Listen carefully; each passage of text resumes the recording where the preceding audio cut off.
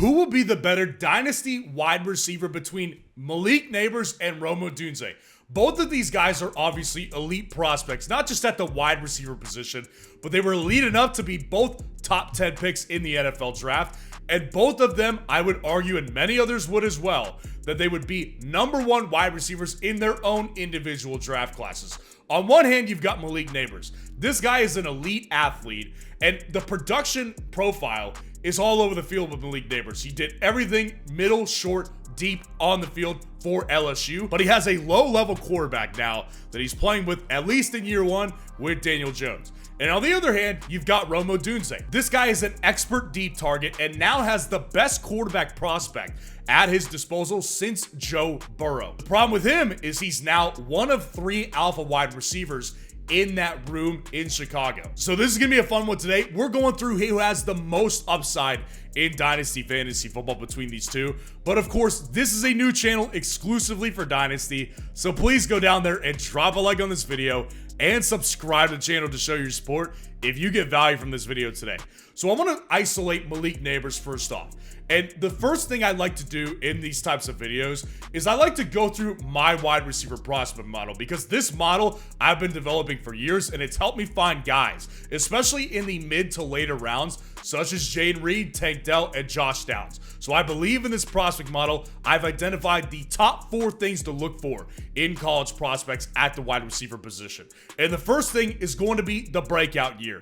What year did they break out and truly become elite contributors to their offense? I'm requiring 500 yards to count you as a breakout. So this is going to be a very key thing, because it's theoretically going to show me how early on they could break out at the NFL level or how much time they may need. Because if they're later breakouts, that's typically a bad sign, and it shows they need some more adjustment time.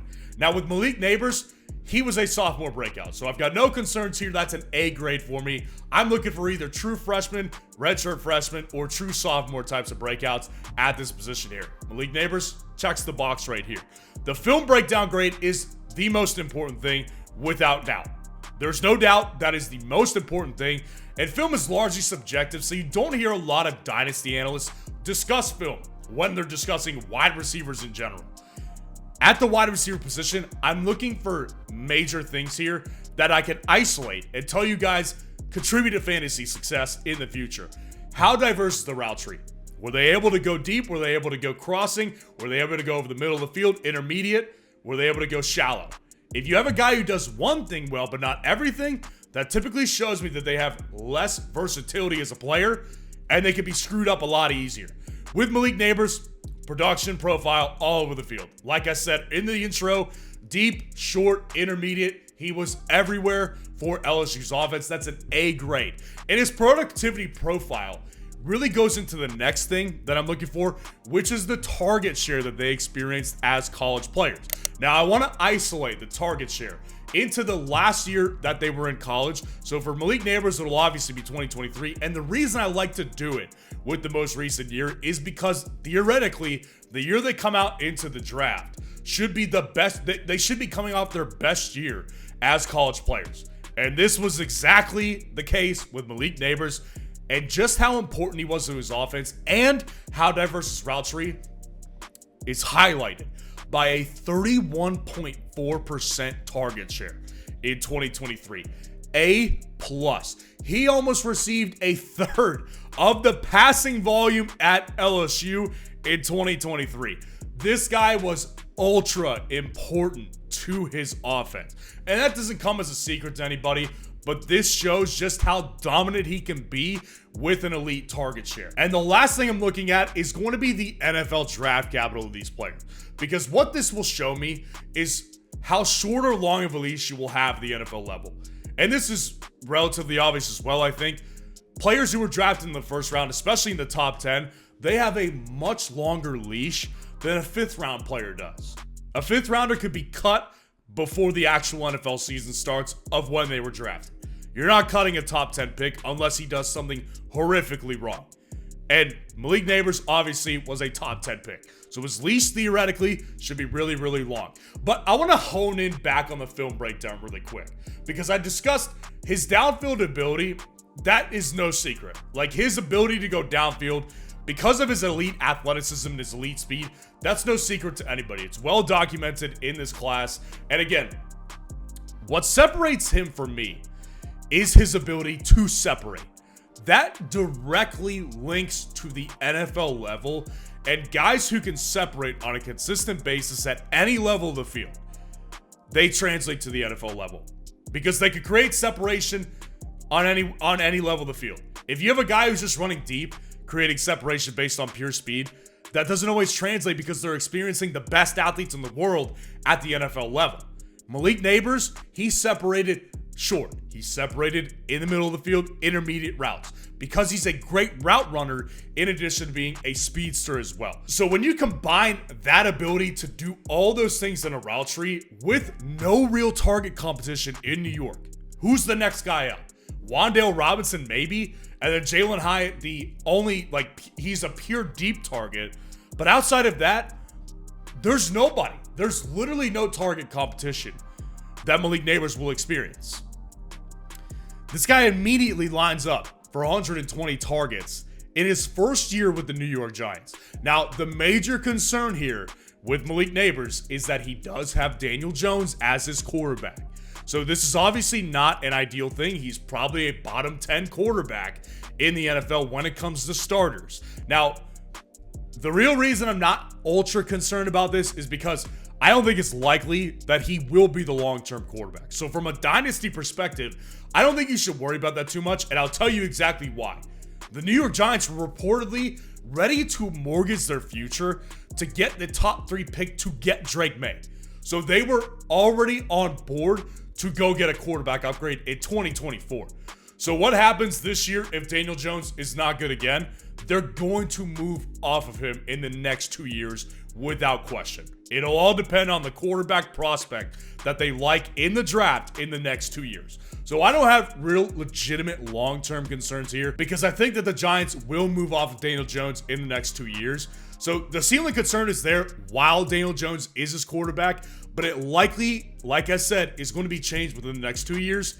And I would say very likely that it's changed by 2025. Now let's go over to Rome Odunze. So let's run him through the prospect model, the same thing I did with Malik Nabers. So Rome Odunze, his breakout year was his junior year, but I put an asterisk beside this because when he was with Washington, his freshman year was the COVID year. So this is obviously going to hurt his breakout year because they didn't play a full season. They were in the Pac-12. They wasn't like LSU where they just decided to play games anyways. So I'm not holding his feet to the fire on this one. I gave him a B grade, where ordinarily a junior year breakout is going to get a C+ grade for me. If you want to argue a redshirt sophomore breakout, I don't have a problem with that, but they did play a few games in his freshman year, so I'm not going to go all the way to a redshirt sophomore breakout. And then his film breakdown, he's a more unique guy. He has an A film breakdown grade, and I want to discuss it a little bit later, but what I will say with Rome Odunze is that he is a guy who did not have the most diverse route tree in college. He was mostly, the reason he gets an A grade is because what he did, he exceeded at. He exceeded at down the field, getting contested catches. Rome Odunze is elite as it gets at that, especially at the college level. Now, his 2023 target share, also very impressive, much like Rome Odunze. 25.2% 2023 target share. A grade for me. Shows how important he was to the offense, and I would argue it's actually almost as impressive as Malik Nabers, because Malik Nabers had Brian Thomas Jr., but with Rome Odunze, there was Jalen Polk and there was Jalen McMillan.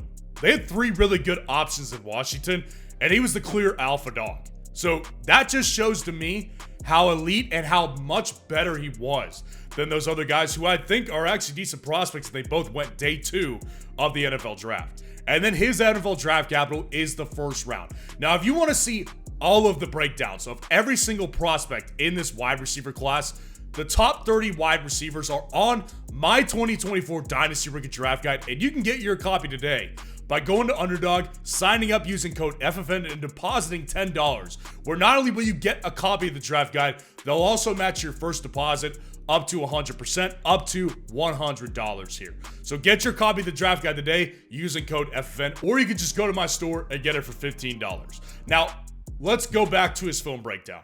His contested catch rate, it's very well documented.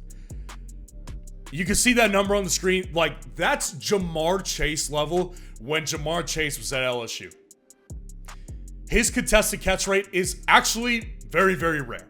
So he is elite at what he does. Now, the biggest concern for me as a prospect with Rome Odunze was that, like I said, his lack of route tree diversity was evident. It's not like he didn't run other routes, but his success rate was way less on those other routes, intermediate, than they were on the deep balls. So, what, is he really like a complete wide receiver? Is he mainly a downfield threat?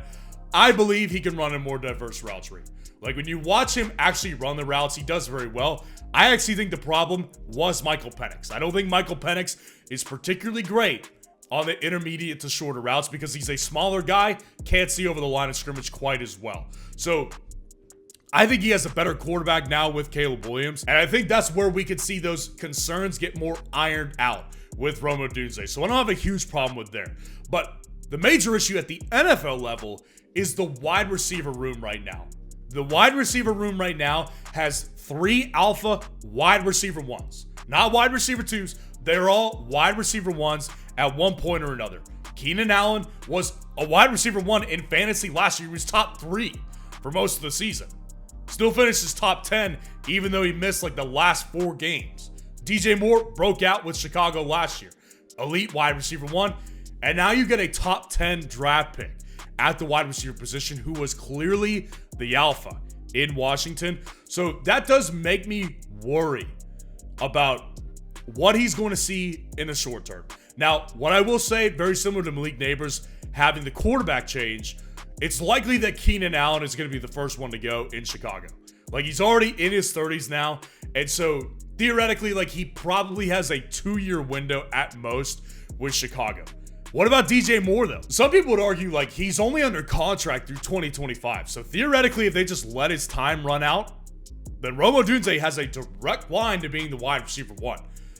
But would they really get rid of a 27-year-old wide receiver stud in the prime of his career, coming off his own breakout season where he was clearly the best weapon in Chicago's offense in 2023? My gut tells me no, they won't move on, and they will extend him at some point. So what if he's preferred target by Caleb Williams? Well, if Caleb Williams hits, like I think he could, and a lot of people do in fantasy football, it won't really matter that much because Rome Odunze will still be productive as a wide receiver 2.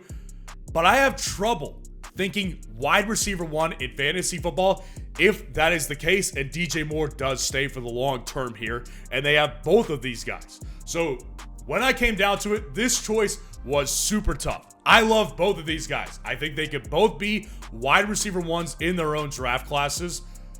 Both of them have potential ceiling issues. Malik with the quarterback and Rome Odunze with the crowded wide receiver room. I've got more questions with Rome as a prospect and with his fit than I do with Malik Nabers, though. I don't think you can go wrong with either, but I will take Malik Nabers as the better dynasty wide receiver, both for right now and in the future. Let me know what you think about both of these guys in the comments below, and what other breakdowns that you want to see on this channel.